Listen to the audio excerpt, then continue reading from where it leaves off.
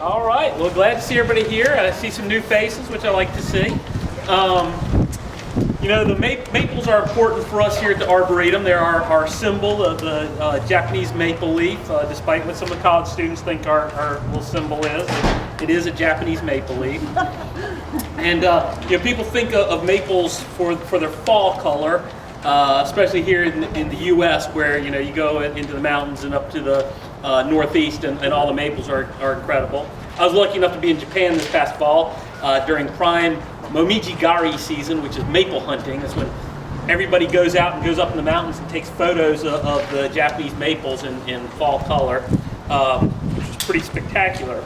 But spring, when the maples are emerging, a lot of them have really fantastic color then as well. So we're going to go through, we're going to look at some of the maples, mostly Japanese and related Asian maples. I threw in a token American maple and a token European maple just to get a few different things in there. But we're going to look at them, and I got to tell you, this was, as always, when I do these tours, this one was pretty difficult. I just started from right here, kind of walked and picked out plants I wanted to do, and you know, I got to where I had enough plants for the tour and wanted to keep going and keep going and keep going and keep going. So we're going to show you some that we've had for a while that we really like. I'm going to show you some brand new ones that we just planted this past fall that we're really excited about, although we don't know if they're really good plants yet or not. As always, please ask questions as we go along. Doesn't even have to be about maples. If you see something else that you have a question about, love to answer it. When I'm talking about the plants, if you have comments, you know, if you agree, disagree, have different experience with the plant than what I say, please let me know, and I'd be more than happy we'll all be more than happy to hear what you have to say, because we've got a lot of great gardeners, great knowledge here. You know, I'm sitting here, I'm looking right over there at that gold tree thinking, oh, I could have put in the Acer Negundo Kelly's gold, and I didn't. There's just too many maples here to do in one tour. So I'm going to have to do multiples of these. How many Japanese maples? How many? You know, I used to know that number, a couple hundred, and we probably have 40 more in the nursery that we've got to get out. Now, if anybody has not heard this, you should be able to, anywhere in the Arboretum, if you do a 360, you should be able to see a Japanese maple anywhere you are. My children have taken that as a challenge and have found a couple of spots where they couldn't see a Japanese maple. Sometimes trees grow and get big and kind of block the view of a Japanese maple or something, but you should be able to see a Japanese maple anywhere in the Arboretum, and we still strive to do that. We will sometimes go out with a load of Japanese maples and try and find spots where we can't see one and plant one in a strategic spot. And how many Japanese maples are in the plant sale? There's a bunch in the plant sale. I don't know how many, but they are some beautiful, beautiful Japanese maples. A couple of them, actually the first two we talk about will be in the plant sale, and there'll be a couple of them on this list that are in the gala auction. So if you really like some, you got to come to the gala, because we have an even bigger selection during the gala than we do at the plant sale. Well, what's the fastest growing? What's the fastest growing maple? Yeah, so I'm not going to live to be 150. I don't see it yet. Well, I mean, silver maples. You don't have to live to 150. You can live for 30 years, watch it get really big, and then start falling apart in your yard. It'd be perfect. Freeman, the hybrids with silver maples, the Acer Freemanii or shade trees. This talk I'm mainly concentrating on smaller trees for the landscape, because we don't need any more red maples planted out. We got plenty of Acer rubrum planted out. How old do you think the one is in the white garden? How old do I think the one is in the white garden? You know, I don't know. It's pretty old. The top was knocked out of it.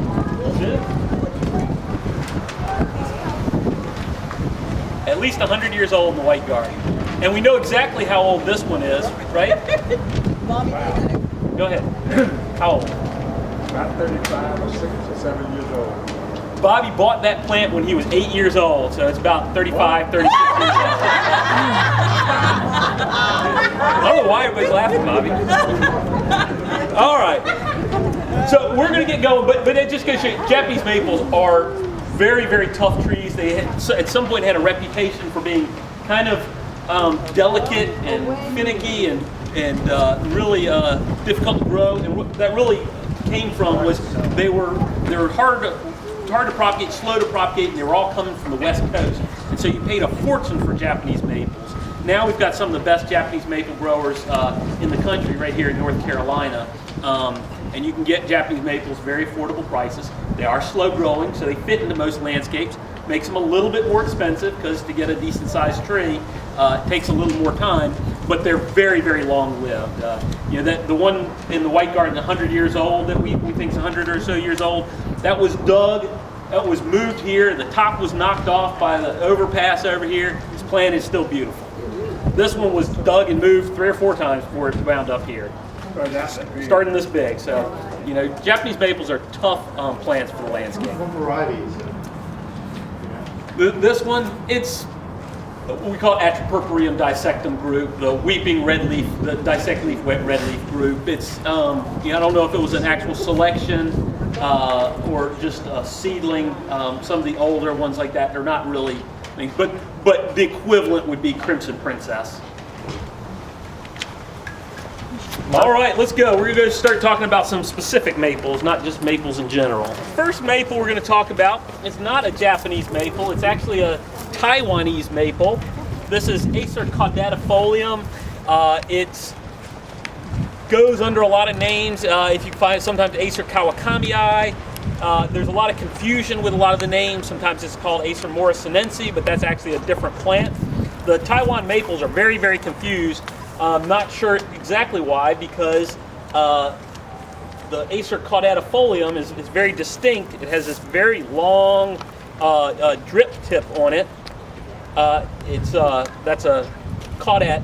A caudal means tail, so caudatifolium, a tailed leaf, very distinct.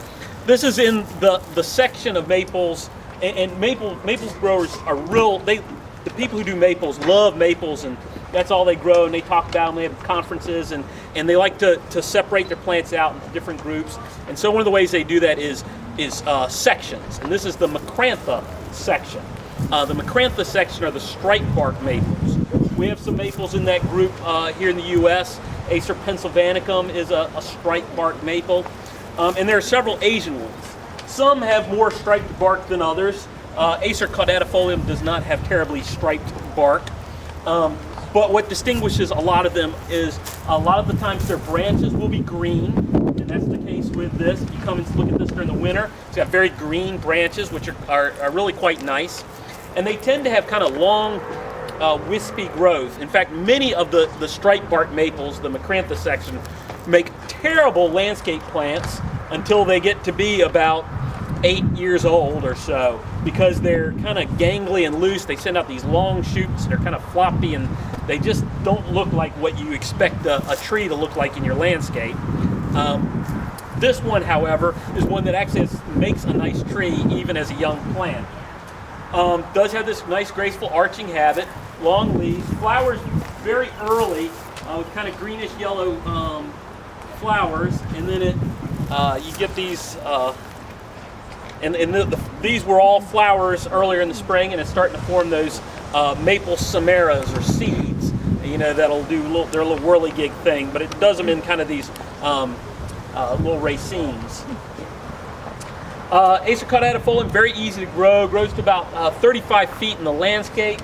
In the wild, they can get much larger, but just an all-around excellent plant. Sun, shade. If you give it a little more sun, you get this nice full shape. Get it in real deep shade, it'll grow, but it'll tend to be real open and leggy and really reach for the sun. Any questions about Acer caudatifolium? Yeah, Mark. Yeah. It's a general maple question. I guess a lot of these maples are grafted.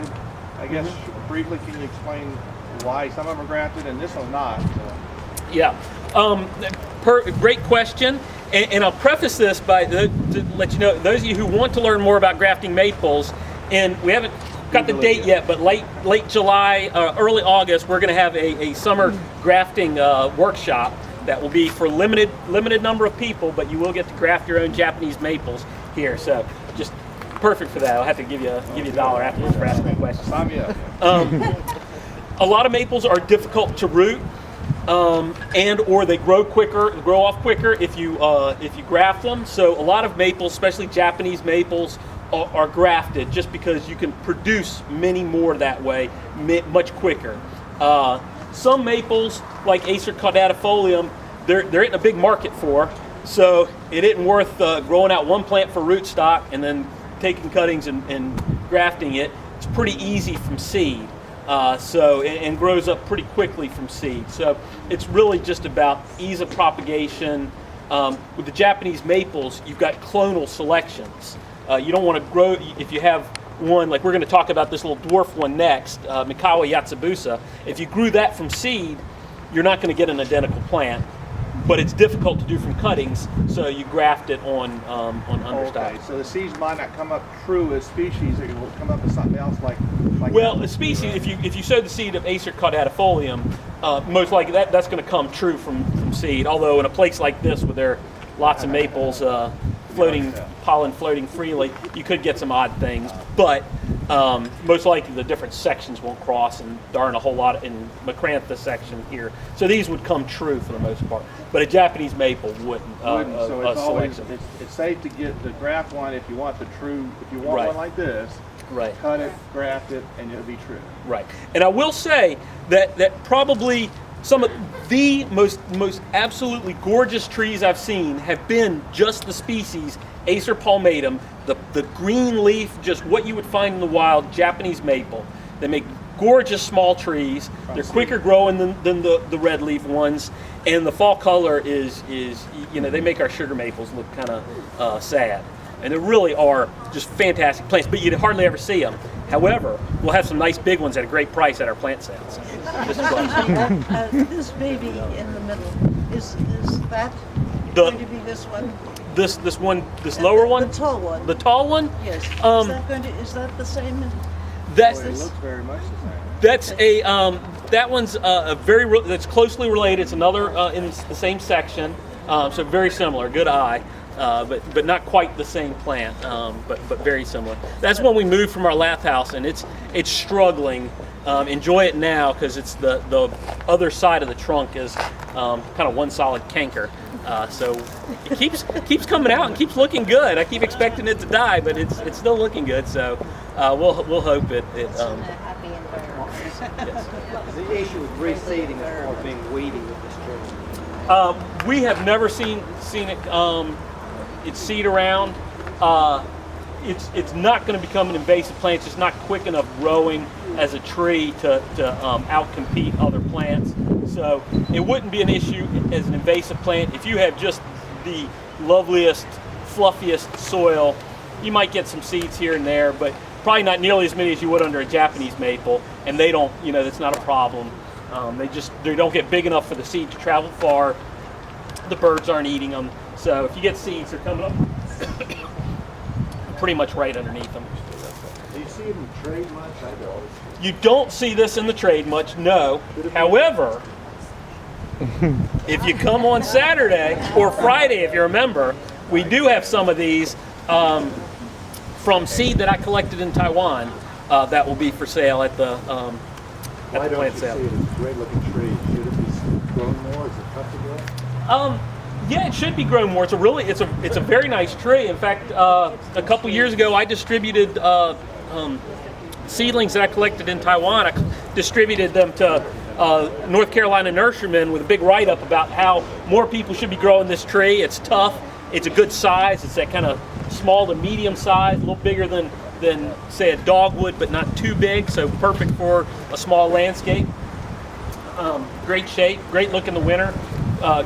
Usually pretty good fall color. It's variable because these are seedlings. It's going to be good right by the front door. Exactly.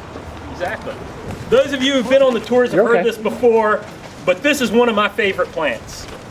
And it really is. I actually planted one this weekend at my house. And I have not been doing a whole lot of gardening at my house. So really, one of the more distinctive of the Japanese maples. There's about 20,000 Japanese maples, I think. A lot of them it's hard to tell apart, but this is a real distinct one, Mikawa Yatsubusa. And whenever you see a name on a Japanese maple that has Yatsubusa, that means dwarf. So in this group, this Yatsubusa group. Makawa Yatsubusa is really noted for these very short internodes, very short spaces between the leaves. They kind of overlap. It's often described as like overlapping like shingles. So you get this kind of congested growth, these stems that are just fully clothed with leaves. It's not just leaves out on the tips. Really densely clothed. Nice green stems. And then what's really nice is the fall color is these oranges and reds and purples, a real mix of colors, kind of all in the same plant. Really beautiful. New growth comes out, you get this light green, almost chartreuse on the newest growth, and then it darkens up to kind of a mid-green. I just think it's distinctive at all times.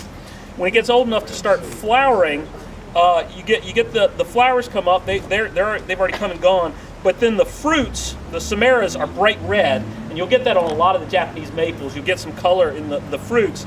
And on this one, and this happens on several of the selections, the fruits stick upright, so instead of hanging down beneath them, they stand up on the top and look really nice against the green. It's not a heavy fruiter, so you don't get a ton of fruits.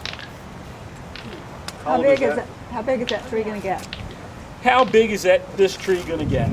Well, in 10 years, 20 years, it's probably going to get 5 to 8 feet tall. Depends on the conditions it's in.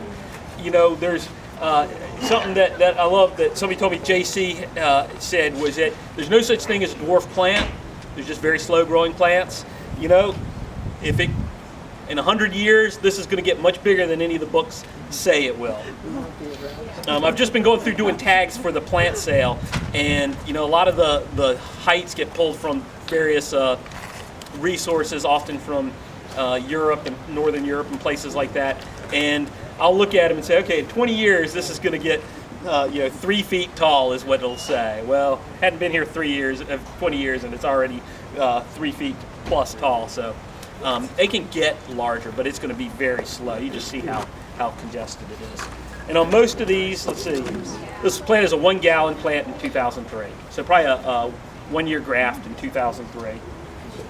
It's doing pretty well. Did you say this is on the plant sale? We have several of these in the plant sale. 17 kinds. 17 kinds in the plant sale? Total acers. Of acers. Okay, we have 17 different acers. We have, and a lot of them we just have one plant. This one I happen to know for a fact we have 2 or 3 in the plant sale. And they're nice, they're pretty good sized plants. What's going to happen as the cascade gets, bigger? What's going to happen to this plant? Well, we've been pruning this most years so that it stays off of this. You can see it kind of goes up. We'll prune some more out and let it go. Japanese maples, really their natural habitat is as kind of understory trees. They like some shade, so that shouldn't be a problem. As it gets a little more shade, we'll thin this out and open it up and allow light to get in, filtered light, but it'll be just fine in shade. They don't have to be planted, one in the middle of the front yard. This is the Japanese maple. Blood-good Japanese maple is like the southern blue spruce. You plant one out in the middle of the front yard. It's probably better than one blue spruce. Is there another question? All right, we will keep moving. Next one we're going to look at is one of our brand new ones that we've only had out for a few months, but ooh, we like it. Okay, this is just a little guy, so you're going to have to imagine it in several years, but it's one of the new ones that we're really excited about. A while back, there was a Japanese maple called geisha that came out of New Zealand, Duncan and Davies, which has an incredible nursery down in New Zealand, and it was beautiful. And it was a terrible plant, especially in the southeast. It just did not grow. It was weak. But out of that plant, a sister seedling came out that was named Geisha Gone Wild, which, I grow plants often for their names. I think that's a great name. Geisha Gone Wild. Very similar to geisha, except for it actually grows, which is a bonus if you're spending lots of money on a Japanese maple to plant in your yard. So you do want ones that grow. What's really nice about this, comes out in the spring and you get kind of this dark burgundy or dark pink down the center with a real bright margin around it. As the summer progresses, that white will go more to creamy pink, and the burgundy in the center will become a little bit more greenish burgundy, let's say. And then fall color, you get really brilliant fall colors with some oranges and purples and pinks all in there.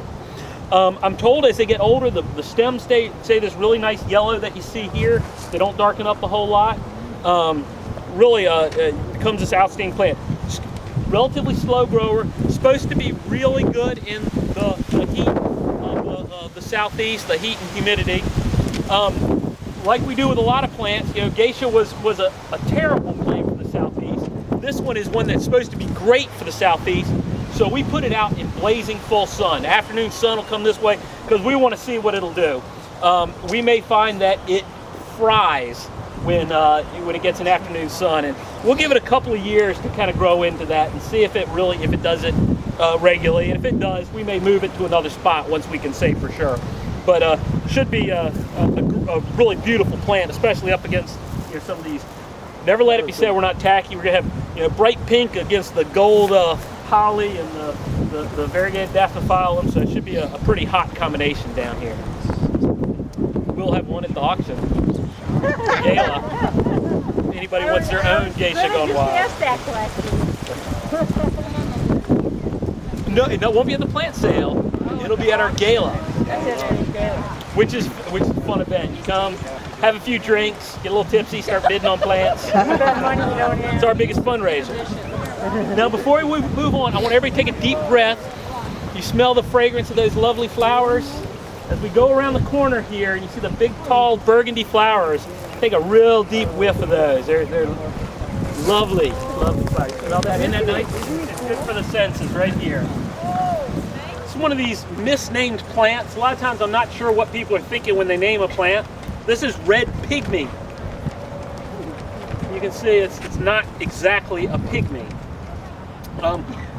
But this is one of the group of Japanese maples, which are in section palmata. I talked about section macrantha. Section palmata is the section with Japanese maples, Acer palmatum being the type group. And it's one of the maple people further separate their Japanese maples into separate groups. And this is in the linear lobum group, or narrow lobed group.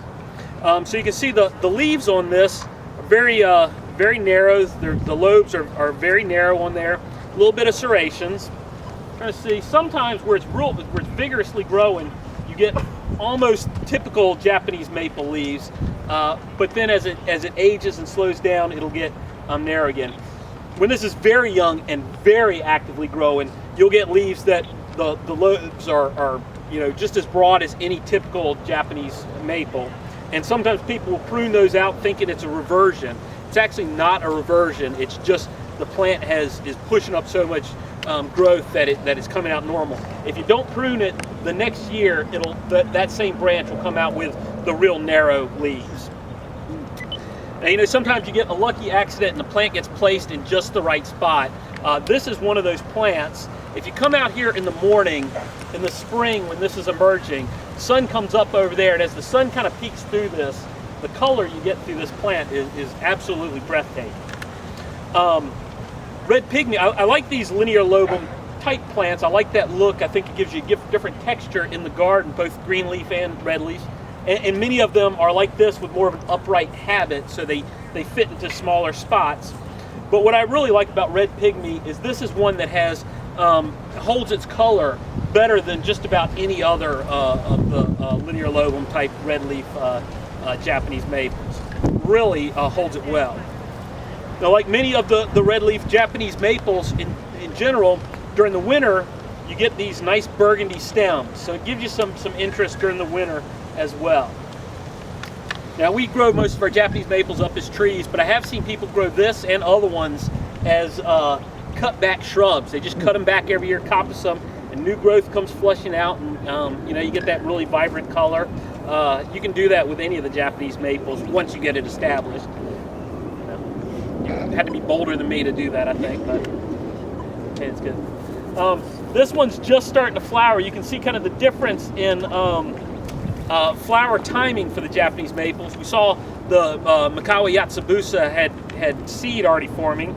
The flowers have just passed over, but it hasn't started forming seeds yet.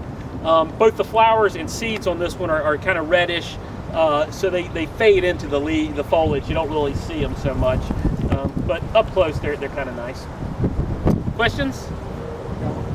Flower, Samara. What's the A Samara is the name for the seed. It's that winged seed that you get. You call maples have Samaras, a few different groups. Ashes. Pardon? The Jap maples. Oh, they do. They yeah. do. Yeah. If you look at the seeds, they'll have that wing on them, just like the typical maple. And all maples have the seeds that are joined together. So there's kind of two seeds together, and when they ripen, they'll fall apart and really gig around the ground. Right. This is another one we just planted out this past fall, so it's a new plant for us, and we were a little bit kinder with this. We gave it a little bit of shade. It'll still get the afternoon sun, so we'll see how it does. It's one called Summer Gold, Acer palmatum Summer Gold, and it's the typical Acer palmatum type, the typical leaf. They have an upright growth habit. It is supposed to stay gold all summer. I say supposed to because I have been fed that line before, and I'm fairly certain it will not be gold all summer. What I'm anticipating is that it will be a nice light green, should show up well against darker leaf plants, should be a very nice plant. But what I'm really impressed with it already about is the new growth. It comes out this kind of chartreusey gold, but the newest growth is edged in red. And you get that on a lot of Japanese maples, even the green leaf types, which is very nice, that red edging to the leaf. Great for looking at them up close. And Japanese maples really are often best appreciated kind of up close. What's also impressing me, and again, we'll see over time, we haven't been able to evaluate this plant yet, but the flowers look like they're real dark burgundy. So as this plant gets older and it flowers heavier, the individual flowers aren't going to be much, but against this really bright chartreusey leaf could be very nice. And if the seeds, the Samaras, are red as well, which I'm not sure at this point. I dug around online seeing if I could find pictures or descriptions, couldn't find anything. But if they're red, that could really be nice.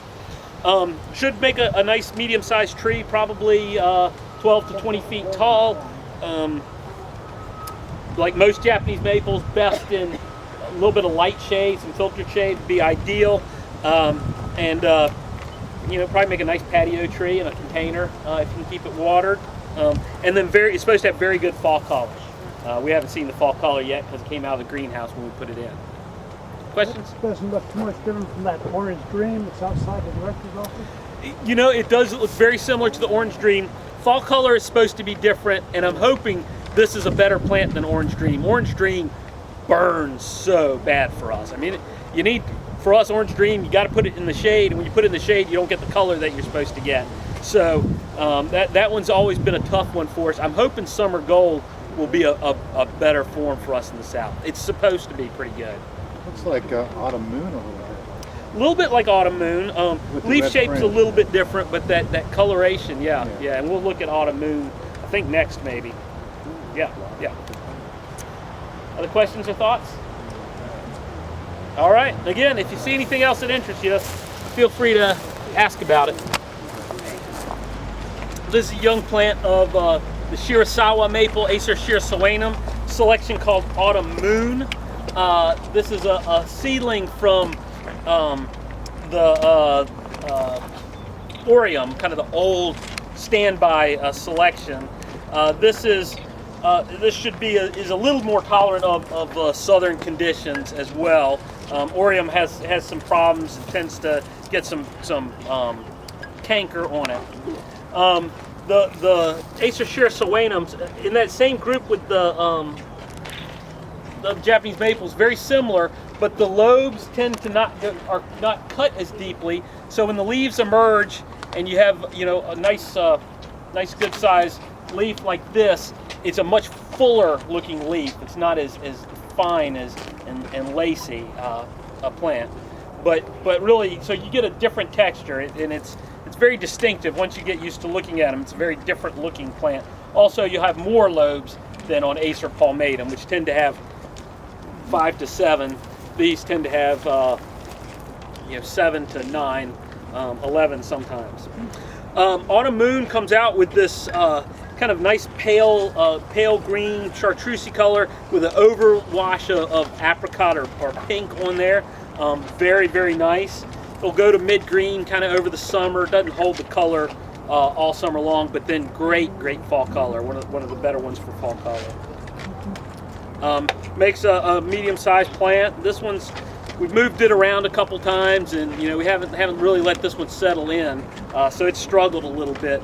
But it even so, I think if we had done this with some of the other Acer japonicums, they probably would have rolled over and died on us pretty quickly. And this one's still kicking along. And hopefully we've gotten a spot where it'll stay for a while and grow. How does that one do as a patio plant? How does that do as a patio plant? I would probably go with a palmatum type or a japonicum type as a patio tree before Sherasuanum. They tend to be a little more finicky. I don't know, this one may be great as a patio tree, but I've never tried it that way. And I haven't seen too many people growing Sherasuanum that way. Is anybody?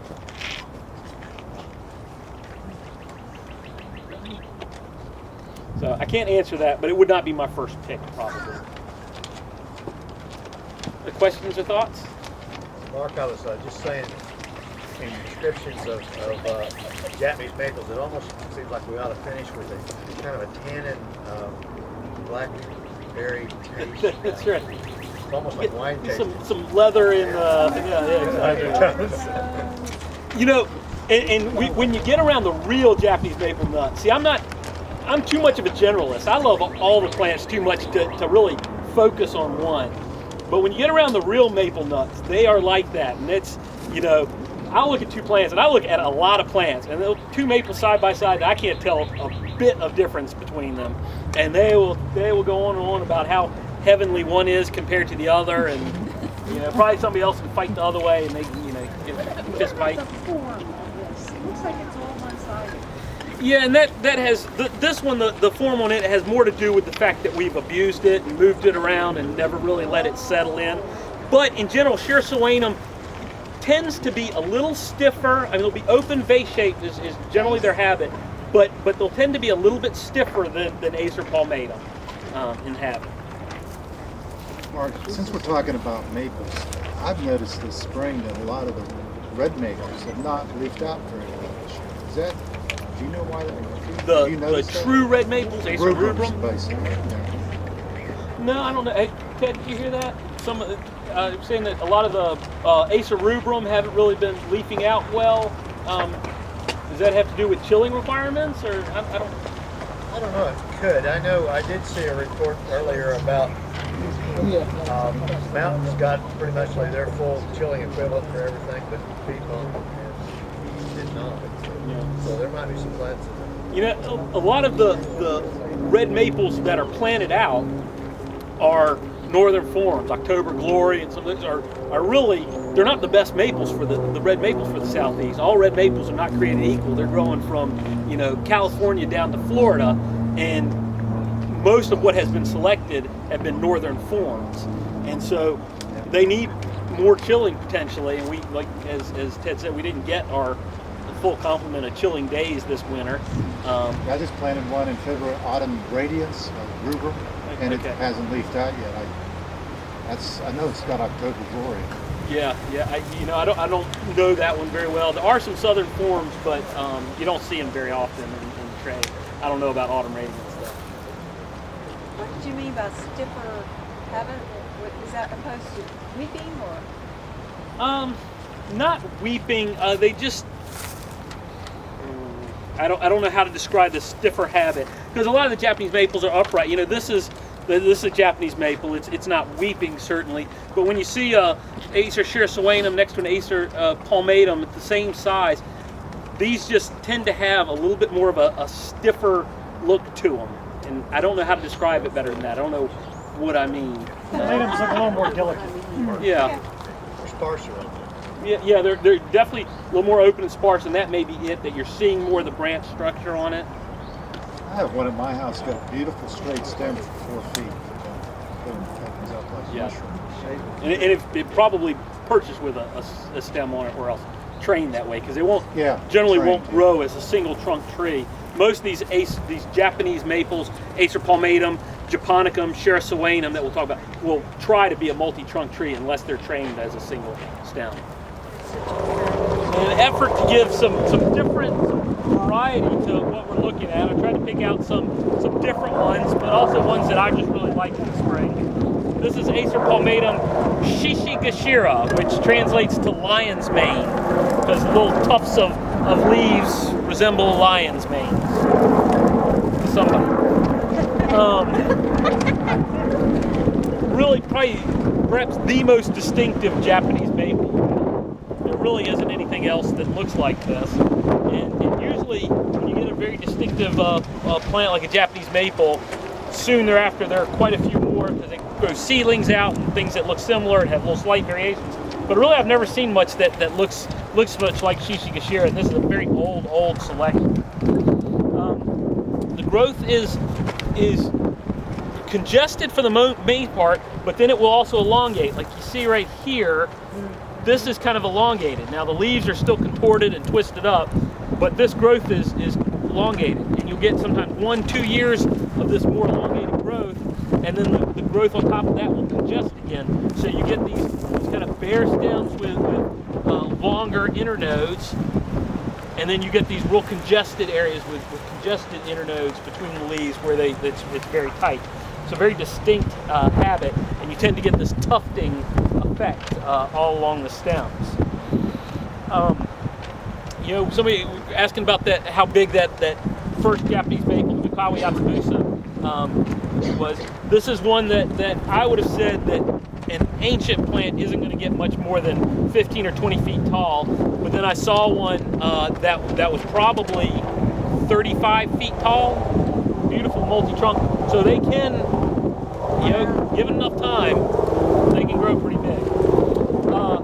Real easy to grow. The green leaves, it's really nice fall color, which is interesting because usually you're looking at the tops of the leaves when you're seeing fall color, but because all the leaves are curled around, all these lobes are curled, you get the undersides, which gives you some different tones to the color.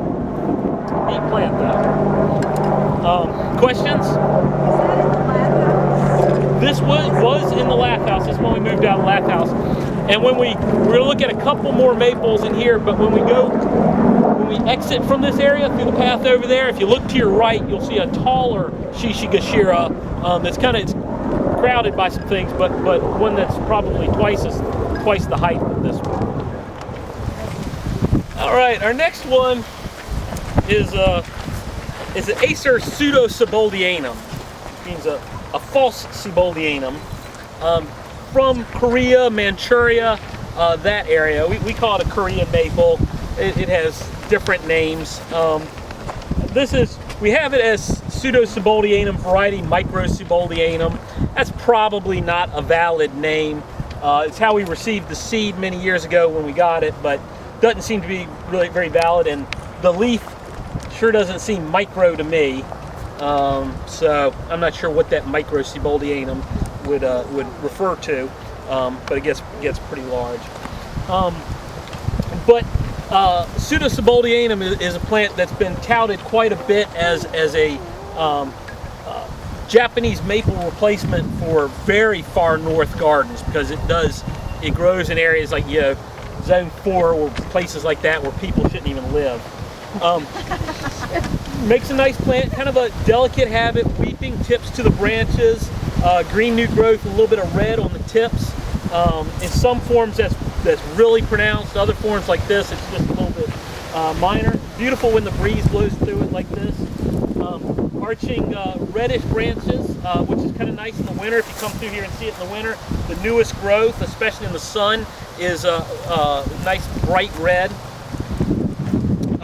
Really, its biggest potential though is as a potential breeding partner with Japanese maples to increase the hardiness. And you're just starting to see some pseudo-siboldianum palmatum and sibuldianum hybrids that are coming out here. Like Asian Queen is one that's a hybrid, and there are some other ones that people are starting to try and get the real rock solid hardiness in this into some of the Acer palmatum cultivars. Acer saccharum sugar maple, and everybody knows sugar maples. They grow up in Vermont and places like that, and everybody goes up there and goes to see them in the fall. But sugar maples do come farther south, and you can often tell a little bit about the plant by its name. This is one that the cultivar name is Reba, which is not a Vermont name, and the trade name is Bell Tower, and Bell is spelled B-E-L-L-E, you know, like a southern bell. So this is a southern form of sugar maple. It was found kind of on the Tennessee-Alabama border. It was really done, the original work on trialing it and testing it was done down in Auburn. So pretty hot and humid in Auburn if you've ever been there. So this tree should be much better adapted for our heat and humidity than the southeast than most of the sugar maple forms that are out there in the trade that are really selected for the north. Bell Tower is a very upright plant. When I first saw the name, I thought it was going to be a real fastigious plant, narrow column. It's not really. It's more of an upright oval head on it. Should get good fall color. Unfortunately, the southern forms of sugar maple do not always get as good a fall color as the Vermont forms, but some do pretty well. This is a little young really to evaluate it for fall color yet, but we're watching it and it's been pretty good. One of we have one called Flax Mill Majesty, which gets very good fall color. It's one that I've been recommending to people, but we'll see about this one. It should be good. But it's a big tree. We've been looking at these Japanese maples, which are small maples, and really most of the maples in Japan are smaller, whereas our maples tend to be much bigger. This will grow into a 60-foot tree ultimately, and like I said, a big upright oval. 99% of the Japanese type maples that are sold are Acer palmatum, and we're looking at quite a few of those. The two other main ones are Acer shirasoanum, which we saw autumn moon, and then Acer japonicum.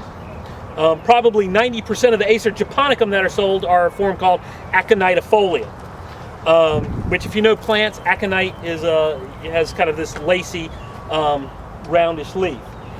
This was a seedling from aconitifolium called Green Cascade because it arches over. Typically, Acer japonicum is a more upright plant. This one grows more like a lace leaf Japanese maple. It's very different from most other Acer japonicums. It's also distinguished by having these really narrow lobes where the leaflets attach to each other very narrow, and then it widens out, but still real finely, real deeply kind of dissected and lobed. So really a very kind of lacy look, but not still kind of because these lobes get broader at the tip, still kind of a more robust look than most of the lace leaf Japanese maples, the Acer palmatums. What's really nice in the spring is when it emerges, you get a little bit of red to it, and then it goes to a light green and then dark green. We've had this accelerated spring, so everything's kind of going through the motions all pretty quickly. This one will also, when it produces seeds, and it doesn't look like there's much, the seeds are usually a really nice red, so you get that red against the green as well. They do hang down, they don't stick up like on the Mikao Yatsubusa, so they're kind of more in there. This plant, if you're to graft it at ground level or to root cuttings of it, it will form just about a ground cover. It just won't go up at all. Really needs some staking to get up, to get any height at all on it.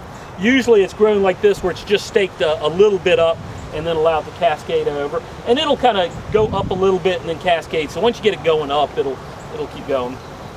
Really benefits from some nice pruning, so you can open it up and see it and develop a really great form on it.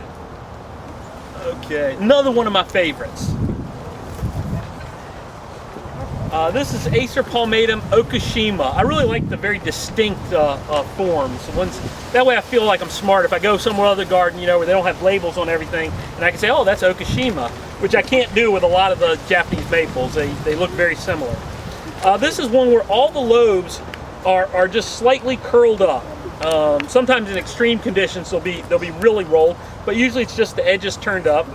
It also tends to have very small leaves, very distinctive small leaves, very nicely arranged on the plant. So you had JCRA where the leaves were rolled up, but they were also contorted, they were congested, whereas this is very, very regular growth. If you look at this and you kind of, look at the spacing, it's almost perfect on it. So it gives it a very regular character. Now it's got a plant over it, so it's kind of trying to reach out a little bit, but in a little more open spot, it'll really get a kind of a tiered look. Very, very regular, very nice. That rolled leaf, I love it just from the time it emerges with a little bit of red, especially on the petiole, to the time it falls. When the fall color comes on it, you get these really beautiful oranges and yellows and golds, and because it's curling, again, you can see kind of the top color and the bottom color, and it's different, so you really get this kind of jigsaw of color in the fall. Quite nice. Otherwise, like any other Japanese maple, I've heard complaints about this plant that it doesn't drop its leaves well, that you get the good fall color and then the leaves just hang on, kind of curl up. It does do that some here, but that, to me, that's not a huge issue with it. But some people really find it offensive that the brown leaves stay on it for a little while longer. I think it tends to be a bigger problem where it's a little bit cooler. Question? Yeah, thank you. I was going to mention this. Okay, these got several Japanese maples here, and these are seedlings. This is the kind of the industry standard for upright Japanese maple is blood good, which is when you go to a nursery and you buy a blood good. If you have really nice color, it may be a true blood good. Often, what you get are seedlings of blood good, which will get you a little bit more of this, where you get a little bit more of that muddy, washed out color. Blood good will be nice and dark at this time of year, and as the summer progresses, you'll get more of that green showing up in there. But seedlings can be very, very nice. There's certainly no problem with them. I think we think these are beautiful plants. We will have some of these for sale. Some red leaf seedlings for sale at the sale this weekend. Good size, good price, and they fit in really well. That you get this. You tend to, with time, if you let them grow, they get kind of this a little more open habit. I actually think one of the problems with blood good compared to a lot of these seedlings is I don't think the shape on blood good is as nice as some of these seedlings, where you do get more of this kind of broad pyramid shape, broad triangular shape, as opposed to blood good's more of an upright plant. I think this makes a nicer tree. Yes, Samaras on this are very, very red. Good plant, and when you sow seeds of red Japanese maples, you tend to get mostly a lot of red forms. As I was talking, I could see a little red seedling behind the calicarpa there popping up. Our summer interns usually take home crops of Japanese maple seedlings. Mark, the blood good is a grafted tree, obviously, so that's it. Right, that's probably different. Yes, true blood good is a very nice clone, very nice red leaf clone. So you'll see the graft. And you should see the graft. If you look at it and you don't see the graft, and I could have shown you that on some of the smaller trees, you can usually see where they've been grafted. The bark will be a different color, a little bit different size. And if it doesn't have that and they're labeling it as blood good, the color doesn't look quite right, it probably is a seedling, which isn't necessarily bad, but it's not what you're buying. But if it's called blood good and it is grafted, is it going to stay true red all summer, or is it going to be washed out? Like I said, later on in the summer? It's gonna wash out some during the summer. They're Why just is that? In the sun or the heat? Yeah, I mean they've got chlorophyll in the leaves. The chlorophyll will be expressed. Usually that purple, that dark is just in the top layer of leaves. Oh. And the heat here, it really, you lose some of that. I'm not sure the complete physiology of that. I don't know if anybody else wants to speak to that, but most red leaf plants will kind of go to that kind of muddy greenish color here. One thing I remember is purple is quite often anthocyanins, Right. which are heat-sensitive chemical compounds. Right. So the hotter it gets, the more they break down. Or so the later in the summer we're gonna lose that nice spring Yeah. dark Yeah. color. Okay. And I also remember Denny mentioning one of the purple leaf plants is only in the epidermis. Was that forest pansy that's that way? Well, all So the it's red only- leaf cercis, it's just in the So it's one layer out of top three, layer. and it's a very thin layer to begin with. Underneath, Yeah. away from the sun. But some purple leaf plants seem to get even purpler in the summertime. around here. Well, there's that one prunus, isn't there? Is it Prunus virginiana? There's a purple leaf one that seems to get darker and darker. Yeah, well, that's true. And the summer chocolate mimosas seem to get darker too. It's washed out sometimes. Mark, how about emperor? Is that, what's blood good in the difference? Because that's a big. You know, Emperor is a very good one. My favorite is Margaret B. That if I were going to pick one upright red, it'd be Margaret B. I think that's a really good. But you know, it's potato. You don't see emperor keeping its color through the summer like that. Well, I haven't seen any that really keeps its color all summer. Emperor can be, you know, I think Emperor probably a little better than Bloodgood. You know, on Go to Michigan, they keep the colors though, right? yeah. But you got to live in Michigan. You got to live through a Michigan winter. Nothing against Michigan, except for their winters. I'm a Southern boy. I'm all about the South. The heat's no good, but man, the cold that's awful. Wabito. This is kind of one of those Japanese maples that Japanese maple lovers really often love, and the rest of us say, well, I'm okay. It's nice. It's often called a variable leaf Japanese maple. Wabito means the lonely one, and maybe that's because it's. I have no idea what that is. But if you look at each leaf is different. They've got a little bit of variegation in there. Sometimes the newest growth, which is past that stage, will come out with some red edges. They tend to have. Usually most Japanese maples will have about 5 lobes. These sometimes they only have 3 lobes. Sometimes they'll have 7, and they're all kind of contorted. I have had people come back and say one of your Japanese maples is being eaten by bugs because it looks like bugs have kind of gnawed on the edges and things. They really haven't, but it's what this plant does.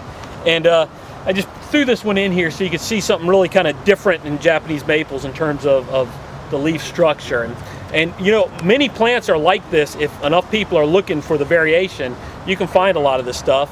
You know, if this was in a Japanese holly that people are trying to grow 50,000 of them that are all identical, this would be ripped out and thrown away because the growers wouldn't want it, and you don't see that variation. You know, they want a lot of plants. You want kind of that. You know, you want perfect uniformity, and with Japanese maples, often people are looking for the outlier when they're growing out seedlings. So sometimes you get these weird guys that you know, kind of only a mother could love. But as a big tree, you don't notice that so much, that the little distinctiveness like this. But it is nice. The other thing I like about Wabito, though, is it does that same thing that we saw with Mikawa Yatsubusa, that those samaras flip upright and are nice bright red, which is kind of neat. Questions? Thoughts? Did I offend anybody who loves Wabito? You said this is different leaves. You said 3, maybe 5 different. Yeah, and if you look at each individual leaf, usually on Japanese maples, they're the lobes are very uniform. You get, you know, regular serrations and these kind of things, whereas these are all kind of, every leaflet is different on this. It's almost like the sassafras of the Acer. Well, even sassafras, you know, you're really only getting 3 shapes.